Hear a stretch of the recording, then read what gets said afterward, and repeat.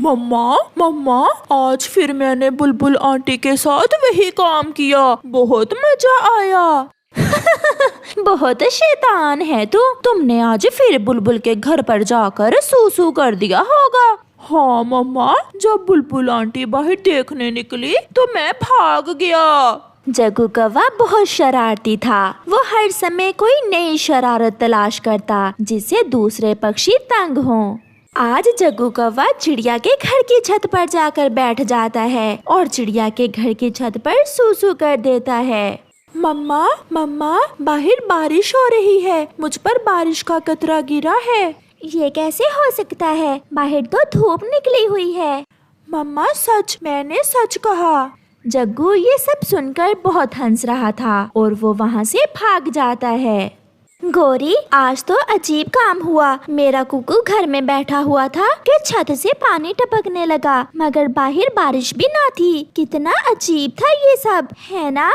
चिड़िया, शायद तुम्हारे घर की छत पर आकर किसी बादल ने सूसू कर दिया होगा। गोरी जल्दी से घर जाती है।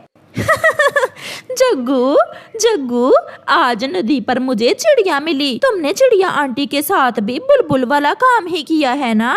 हाँ हाँ मम्मा, चिड़िया आंटी का बेटा अपनी मम्मा से कहने लगा, मम्मा मम्मा बारिश हो रही है। उसे पता ही नहीं चला कि उनके घर की छत पर तो मैंने सूसू किया है।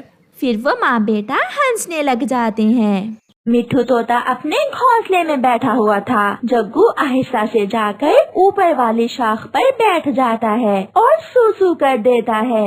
ये पानी कहाँ से आ रहा है? नहीं नहीं, ये तो किसी पक्षी का सूसू है। कौन है? कौन है?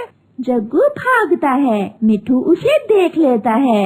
मैं अभी तुम्हारी माँ को बताता हूँ जाकर। मिट्ठू सीधा गोरी कौवी के पास जाता है। ये देखो गोरी, तुम्हारे बेटे ने मेरे घोंसले के ऊपर बैठकर मुझ पर सूसू कर दिया है। तो फिर क्या हुआ? अच्छा ही हुआ, कई दिन से तुम नहाए नहीं हो, इसी बहाने तुमने नहा लिया। बिगाड़ लो। तुमने अगर अपने बेटे को ना समझाया तो एक दिन तुम पछताओगी। चल भाग यहाँ से। बड़ा आया मुझे भाषण देने वाला, मोटी चोंच वाला मिट्ठू कहीं का। मिट्ठू रोता हुआ वहाँ से चला जाता है। जग्गू की शरारतें बढ़ती जा रही थी। एक न एक दिन उसे सजा तो मिलना ही थी। वो अपनी आदत से मजबूर होकर एक दिन पहाड़ों की तरफ चला जाता है। वहाँ उसे एक घर नजर आता है। जग्गू कौवा सीधा वहाँ जाता है और घर की छत पर बैठकर सूसू करने लगता है। दूर से चील उसे ऐसा करते हुए देख लेती है। जग्गू भागता है। अब जाते कहाँ हो दुष्ट कौवे, ये गंद तुम ही साफ करोगे। चील भी जग्गू के पीछे पीछे उड़ती है। मम्मा मम्मा, मुझे बचा ले मम्मा, चील दी मेरे पीछे है। जग्गू बेटा, तुम्हें किसने कहा था कि चील से पंगा लो? चील भी पहुँच जाती है। कहाँ है तुम्हारा बेटा? कहाँ है? उसने मेरे घर की छत पर सूसू किया है, मैं छोड़ूंगी नहीं उसे। चील दी, वो तो घर नहीं आया। जग्गू एक संदूक के पीछे डरा हुआ बैठा था। तो फिर चलो, तुम जाकर मेरे घर की छत को साफ करो, वरना मैं तुम्हें और तुम्हारे शरारती बेटे को जान से मार दूंगी। चील दी, मैं अभी जाती हूँ, प्लीज हमें माफ कर दें, मैं आपके घर की छत साफ कर देती हूँ। फिर गोरी कौवी चील के साथ जाती है और चील के घर की छत साफ करती है। सब पक्षी भी वहाँ पहुँच जाते हैं। सबको पता चल गया था कि जग्गू आज पकड़ा गया है। अब पता चला गोरी की बच्ची बड़ी बातें करती थी उस दिन, मगर गोरी चुपचाप चील के घर की छत साफ करती रहती है, क्योंकि उसे पता था कि अगर कुछ बोली तो बहुत मार पड़ेगी। प्यारे दोस्तों, इस कहानी से हमें सीख मिलती है कि बुरे कामों का अंजाम हमेशा बुरा होता है। गोरी कौवी और कालू कौवे का बेटा बहुत शरारती था। वो हर समय किसी न किसी पक्षी को तंग करता। आज तो वो अपनी नानों से एक गोलेल ले आया था। अब आएगा मजा, मेरी गोलेल के निशाने से कोई बच नहीं सकेगा। सबसे पहले मिट्ठू अंकल की तरफ जाता हूँ। ऐसा सोचते हुए जग्गू कौवा मिट्ठू अंकल के घोंसले की तरफ जाता है। मिट्ठू तोता अपने घोंसले में बैठा अमरूद खा रहा था जब जग्गू कौवा पीछे से गुलेल चलाता है। निशाना सीधा मिट्ठू के अमरूद पर लगता है और मिट्ठू का अमरूद नीचे जा गिरता है। कौन है जिसने मेरे साथ ऐसी शरारत की है? रुको रुको कौवे के बच्चे, मैं छोड़ूंगा नहीं तुम्हें। भागते हुए जग्गू कौवे को मिट्ठू देख लेता है। मैं तुम्हारे घर आकर तुम्हारी ये गुलेल तोड़ कर जाऊंगा। मिट्ठू भी जग्गू के पीछे उड़ता है। मम्मा, मिट्ठू अंकल मेरे पीछे लगे हुए हैं। क्या हुआ जग्गू, कोई शरारत की होगी तुमने? मम्मा, मैंने अपनी गुलेल से मिट्ठू अंकल के अमरूद को निशाना बनाया। मिट्ठू अंकल ने मुझे देख लिया। मिट्ठू भी वहाँ पहुँच जाता है। गौरी, तुम्हारे इस बेटे ने गुलेल चलाकर मेरा अमरूद गिरा दिया। अगर निशाना मेरी आंख में लग जाता तो मैं तो अंधा हो जाता। मिट्ठू, मेरे बेटे का निशाना गलत नहीं होता। निशाना अमरूद को ही लगाया होगा मेरे बेटे ने। अगर तुम्हारी आंख को निशाना लगाता तो फिर ही तुम अंधे होते। हाँ मम्मा, मैंने तो मजाक किया था। चल मिट्ठू, अब भाग यहाँ से। अगर मुझे गुस्सा आ गया तो 2 लगाऊंगी मैं तुम्हारे।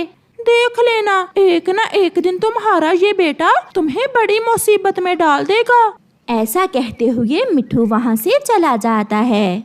दूसरे दिन जग्गू कौवा अपनी गुलेल लिए बैठा हुआ था कि उसे सामने एक पेड़ पर एक घोंसला नजर आता है जिसमें 2 अंडे थे। गुलेल से अंडा तोड़ने का तो मुझे कब से इंतजार था। आज देखता हूँ मेरा निशाना ठीक जगह लगता है या नहीं। जग्गू गुलेल चलाता है और निशाना सीधा अंडे पर जाकर लगता है। एक अंडा घोंसले से गिरता है और टूट जाता है। इधर उधर देखकर जग्गू कौवा वहाँ से भाग जाता है। वो घोंसला बुलबुल का था। जब बुलबुल अपने घोंसले में आती है तो अपना एक अंडा टूटा हुआ देखकर वो रोने लग जाती है। कोई जालिम मेरा अंडा तोड़ गया। क्या मिला होगा जालिम तुझे मेरा मासूम अंडा तोड़कर। बुलबुल बैठी ऐसे रो रही थी कि मिट्ठू वहाँ से गुजरता हुआ आ जाता है। ये काम जरूर कौवे के बेटे जग्गू का है। कल उसने मेरे साथ भी मजाक किया था। उसने अपनी गुलेल से तुम्हारा अंडा तोड़ा होगा। मैं कमजोर हूँ मिट्ठू। अगर मैं गौरी के पास गई तो वो मुझसे लड़ाई शुरू कर देगी। वो मारेगी मुझे। बुलबुल का अंडा तोड़ने के बाद जग्गू कौवा उड़ता हुआ आगे बढ़ता है। बड़ी चील अपने ध्यान बैठी हुई भोजन खा रही थी कि जग्गू पीछे से गुलेल चला देता है। पत्थर सीधा चील के पंख पर लगता है। मेरा निशाना ठीक लगा। जग्गू ऐसे हंसने लगता है। मेरे पंख पर पत्थर किसने मारा है? चील जग्गू के हाथ में गुलेल देख लेती है। दुष्ट कौवे, छोड़ूंगी नहीं तुम्हें मैं। चील भागती है। जग्गू भी उड़ता है। चील पीछे पीछे और जग्गू आगे आगे। थोड़ी दूर जाकर जग्गू थक जाता है और गिर जाता है। चील उसे पकड़ लेती है और उसकी पिटाई शुरू करती है। बचाओ, कोई मुझे बचा ले। मगर वहाँ कोई भी नहीं था। चील मार मार कर जग्गू कौवे का पंख तोड़ देती है। अब तुम किसी को तंग नहीं करोगे। जैसा तुम्हारा बाप वैसे तुम। चील ऐसे कहते हुए वहाँ से चली जाती है।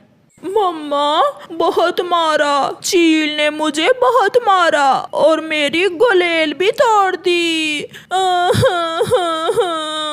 जग्गू बेटा, मैंने कितनी बार तुमसे कहा है कि शरारत केवल कमजोर पक्षियों से ही करते हैं। फिर तुमने चील से पंगा क्यों लिया?